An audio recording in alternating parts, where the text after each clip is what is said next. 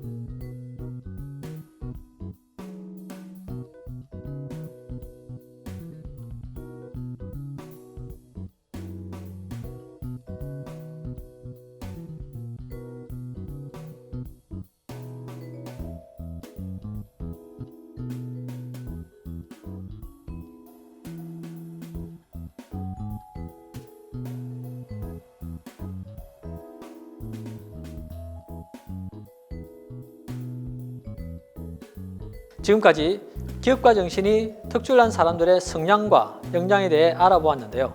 기업가는 문제를 해결하는 과정에서 기회를 창출해 나가는 사람들입니다.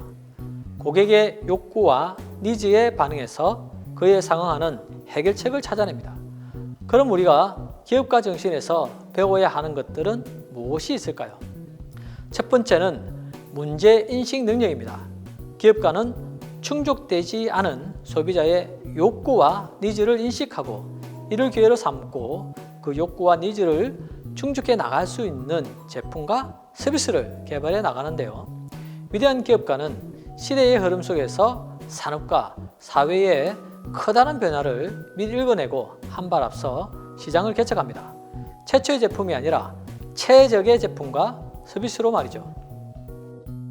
이를 위해 필요한 게 타겟 고객과 타깃 시장에 대한 관찰이겠는데요. 다른 말로 하면 눈치라고 할 수 있겠습니다. 이를 통해 통찰력을 키울 수가 있다고 하네요. 두 번째는 리스크 관리입니다. 현명한 기업가는 비즈니스에 있어 필연적으로 찾아오는 리스크를 잘 분석하고 이를 최소화시켜 나갑니다. 사실 기업가의 성공은 보장된 것이 아니며 아이디어는 시장에 진입할 수 있는 티켓을 겨우 끊었다라고 보면 되는데요. 사업 시작 전부터 비즈니스와 관계된 모든 리스크를 고려하는 역량을 키워야 하겠습니다. 기업가가 감내해야 할 리스크는 잠재적인 사업 실패, 고려할 수 있는 리스크, 그와 더불어 예측할 수 없는 장애를 찾아내는 것. 끝으로 실패하면 어떡하지 하는 재무적 불안과 경제적 문제가 있겠습니다. 하지만 성공한 기업가는 리스크를 계산하고 피할 방법을 찾아낸다는 점을 꼭 기억해 주세요. 끝으로 자원 관리를 살펴볼까요? 1장에서 이민하 선생님께서 언급하셨듯이 기회와 자원 사이에는 커다란 갭이 존재합니다. 우리가 시장 그리고 고객에서 찾은 기회를 실현하기 위해서는 시간, 돈, 인력, 지식 등등 많은 자원들이 필요한데요. 우리가 가진 자원은 늘 한정적이기 때문에 많은 제약이 따르게 됩니다. 사업 규모에 따라서 적절한 자금이 투입되어야 하고 적합한 인력이 투입되어야 하는데 현명한 기업가는 내가 가지고 있는 자원은 무엇이고 앞으로 필요한 자원은 무엇이 있으며 부족한 자원은 어디에서 구할 수 있는가를 잘 아는 사람입니다. 자원 관리는 앞으로 여러분이 계속 넘어야 할 산이 될 것입니다. 기업가에는 늘 실패와 성공이 반복되어 따라옵니다. 실패에서 성공을 이끈 기업가의 사례를 살펴볼까요? 스티브 잡스는 태어나자마자 입양되었습니다. 대학에 들어갔는데요. 전공은 철학이었습니다. 대학의 학습 방식이 본인하고 맞지 않다고 생각되어 자퇴를 하는데요. 방황 아닌 방황을 하죠. 인도에서 요가와 티벳에서 선수행을 배워 머리를 빡빡 밀고 귀국을 해서 가족과 친구들을 깜짝 놀라게 했죠. 그러다가 앞으로 조그만 셋탑박스가 즉 컴퓨터가 이 세상을 지배할 것이라는 통찰력을 얻고 착오해서 창업을 하게 됩니다. 바로 애플이죠. 이때부터 승승장구하게 됩니다.